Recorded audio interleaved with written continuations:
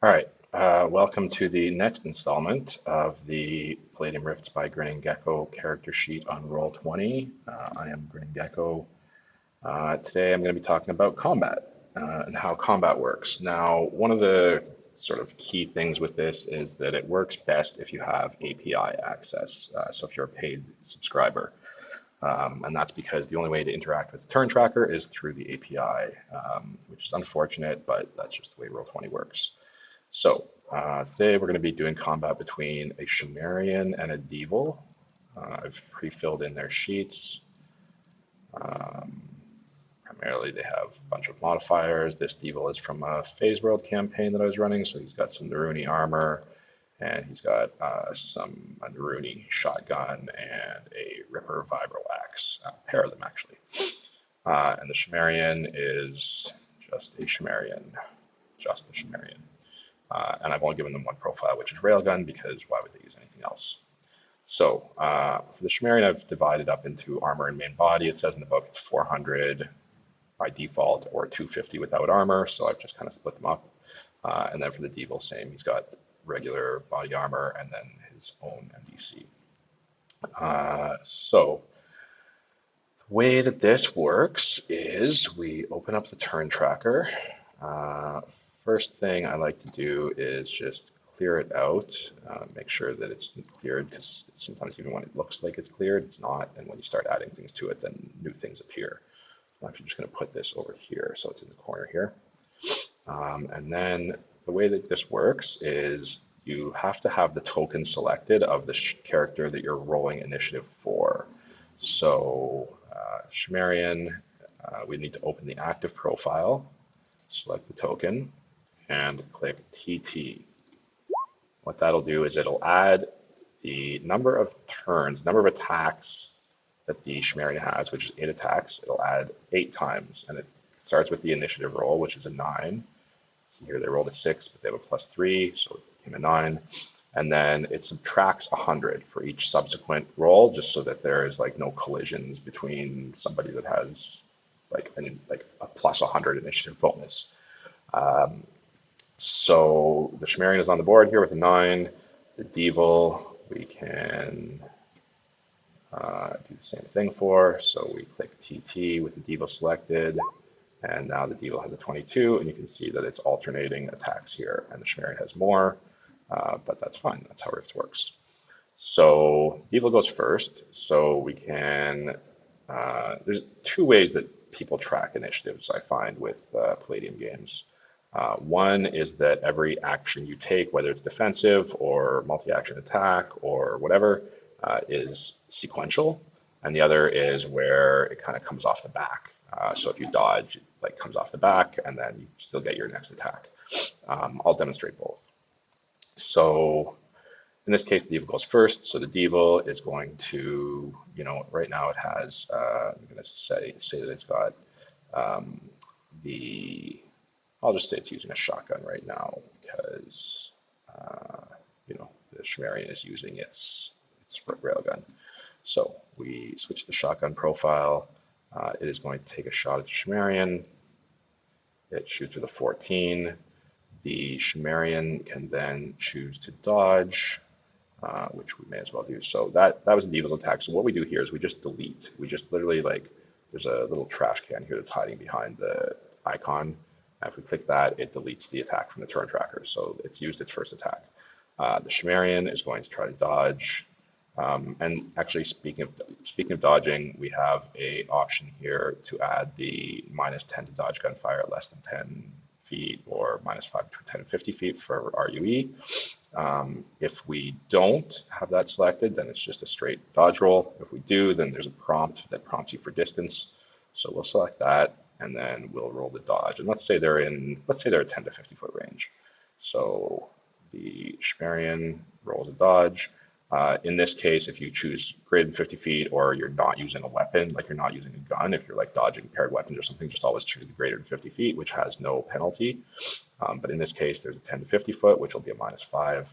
So we roll that, and the Shemarrian just made it with a 14. So they have, you can see, a +9, but with the -5, they have only a +4, and they rolled a 10. So they got a 14, so they just managed to dodge it. Now, if we're doing sort of the hardcore rules, I guess you'd say, they would lose their next attack dodging, so we'll do that. So they lose their next attack, and the Deevil gets to go again. So the Deevil is going to shoot them again. And the Deevil missed with a natural 1. So the Deevil uses next attack, but now the Shemarrian gets to go. So the Shemarrian takes a shot with its railgun, which is a single shot because it shoots a single fletchet. So it shoots at the Deevil with a 21. I don't know why that's stuck there. The Deevil, we're also going to turn on this option to apply the penalty for dodging gunfire. And the Deevil is going to try to dodge, but it's not going to have a good time of it. So it is 1050 foot, and it gets a 6, so it misses. So now we roll damage. So the Shemarrian, its railgun does 2d6 times 10. We roll damage, 80 points of damage. The Deevil, so we apply the damage. We can actually just apply it here. So we can actually apply damage here, and it'll kind of go through the ring down. Additionally, if you apply it here, when the current MDC hits 0, it'll move to the next item, which will be self. So 80 points of damage. We'll apply it here. We've also turned on the output ISP damage to chat, so we'll see the damage output here when we apply it. And then we can see that 80 points of damage. He's got 20 left on his armor. The Deevil also, so the Deevil uses attack dodging. So the Shemarrian, so that was the Shemarrian that used that attack, and then the Deevil used his next attack dodging. So the Shemarrian gets to go again. So the Shemarrian is going to take another shot at the Deevil. This time with a 19. The Deevil is going to try to dodge again because he is going to get killed otherwise, but he's probably going to get killed anyway. Same thing, he gets a 12, so both of them use an attack, and the Shemarrian does damage again. 30 points, so not too bad. But you can see here now, it's only got 20 left on his current MDC, so when I apply this, now this is slightly wrong. It's outputting the previous armor, but it's got the correct MDC. So you can see here that now it's switched to self, which is 170, and it's now taken 10 off of self. So it took 20 off of the main armor, and then another 10 off of the next level of armor, next layer, which is self. So now the Shemarrian gets to go again, and this Deevil is not going to be long-lived. So another shot. Oh, but the Shemarrian missed with a natural 1. So the Shemarrian does not get to go, or does not do any damage. The Deevil at this point is going to take another shot at the Shemarrian with a 7. So it's a miss as well because it's a range attack. So Deevil misses. Shemarrian gets to go again. He's shot with an 11.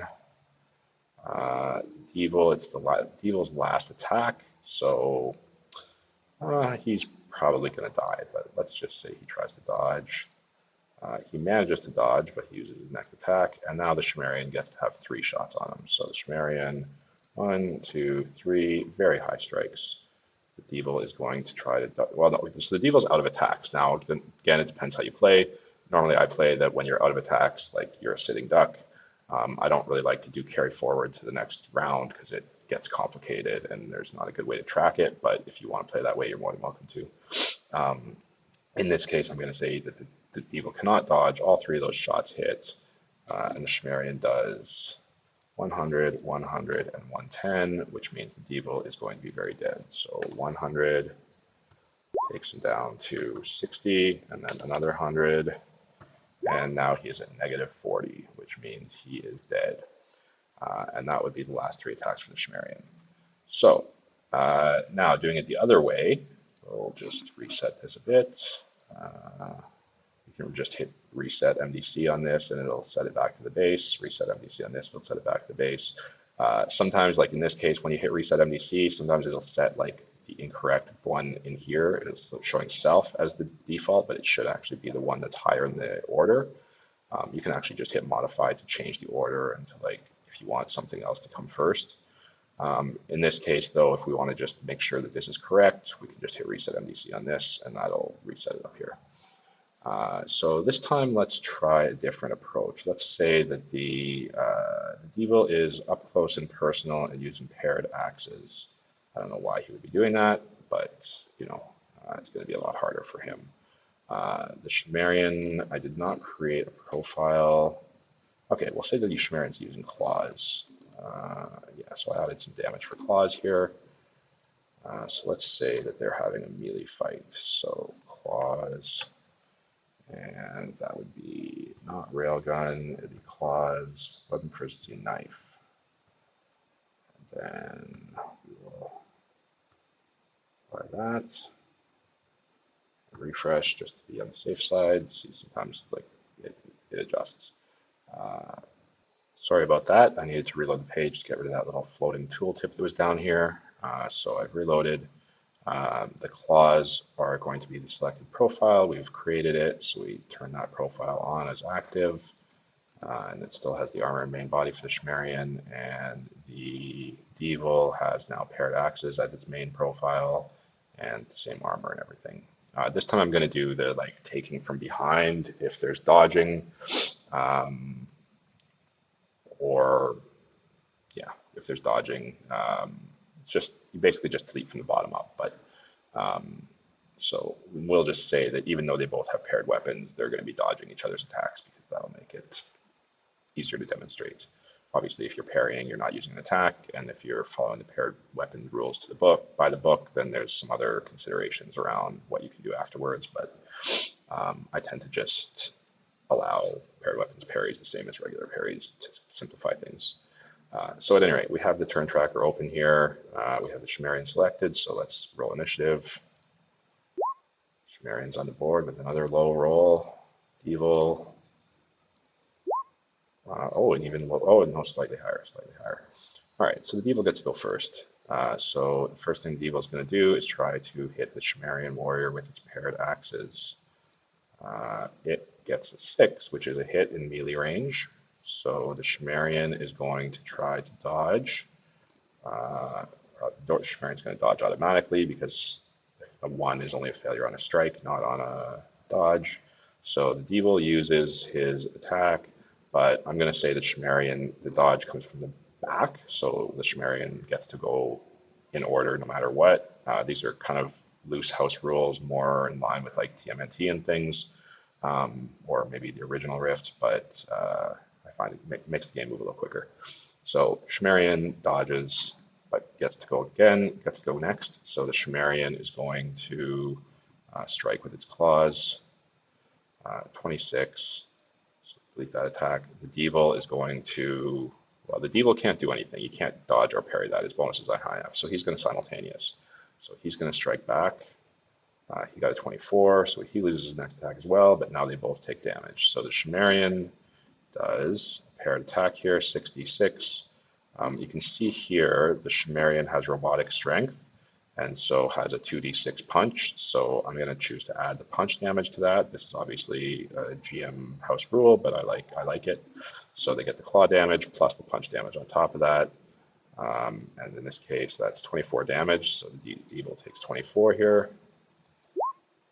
And the Deevil, with its axes, paired attack, it also has supernatural strength.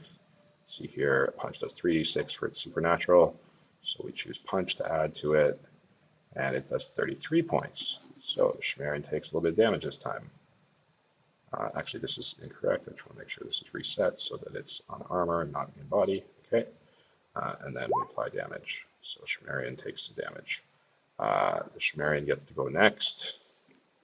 It's going to strike. 24. Again, the Deevil cannot do anything about that, so it's going to simultaneous again with a 24. So they both hit. The Shemarrian does 66 plus the punch, 22. And the Deevil, does 37. and that was their next 2 attacks.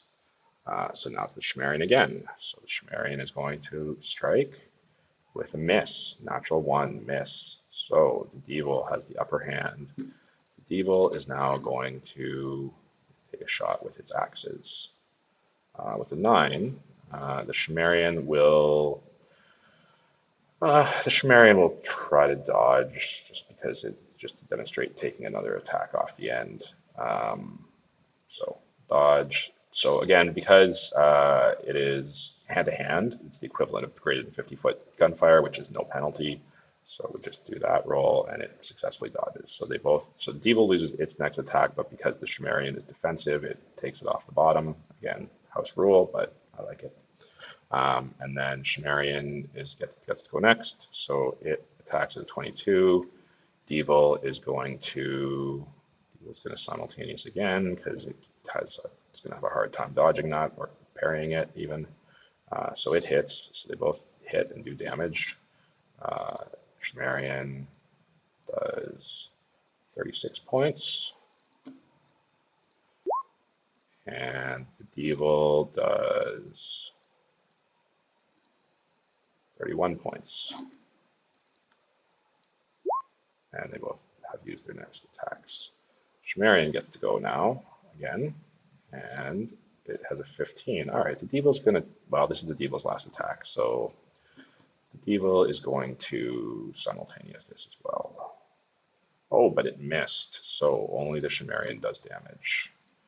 So Shemarrian with 32 points. And that's their next 2 attacks. The Shemarrian has 1 attack left, which it's going to use to do 1 more strike. The 25. The Deevil, it's out of attacks, but it's going to try to parry because it has paired weapons, and I allow that as a free action. But it did not. So the Shemarrian does damage again. Punch. 24. And damage applied. So after the end of 1 melee, we can see here that the Deevil has taken, its armor is destroyed, and it has 132 left on its main body. Shemarrian still has 49 MDC left on its armor and has not lost that yet. And then, so we delete this, and then we would just go through the same process again. Roll initiative, make sure you have the token selected, otherwise it won't work. So you have to have the token selected, and then your sheet open, you hit TT, and then it comes up. And the Deevil, same thing. We'll select the Deevil token and roll initiative there. So we just go through that. One thing to note around the API things is that there is a script, which I'll put in this YouTube video, but there's a script here called dup-turn that I have as kind of a modified someone else's to make this work. And then we also need ChatSetAttr. This is like a canned script that's available in the mod library. This is required in order to output these things to the chat.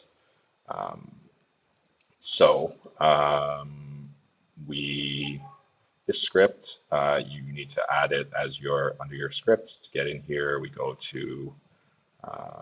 back to our game. This is the game that we're using. You go into settings and then mod API scripts. And then this is where you add scripts. So you can choose like chat. Well, it's not showing up here because I've already added it. But you would search in here for ChatSetAttr and you would add that, and then dup-turn as well. You would just add as like a new script here. One thing to note is that sometimes this sandbox, you get a message here saying that it's gotten into an infinite loop and you need to restart it. If that happens, then the turn tracker is not going to work and it's just going to add it as 1, and you need to hit restart API sandbox in order to recycle it and wait a few seconds while the scripts load.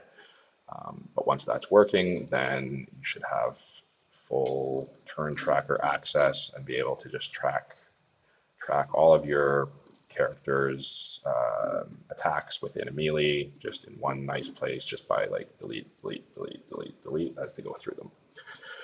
I hope this was useful. This is actually one of my favorite things about running this sheet as a GM, is that it just streamlines combat so much, and you can just I mean, it's just super smooth. There's no bookkeeping. There's no Excel sheets that I need to track things on. It's just all self-contained here. So I hope that was useful, and I will, the next video is going to be about importing and exporting, which is also an amazing thing as a GM, but I will just leave that with you for now. So until next time.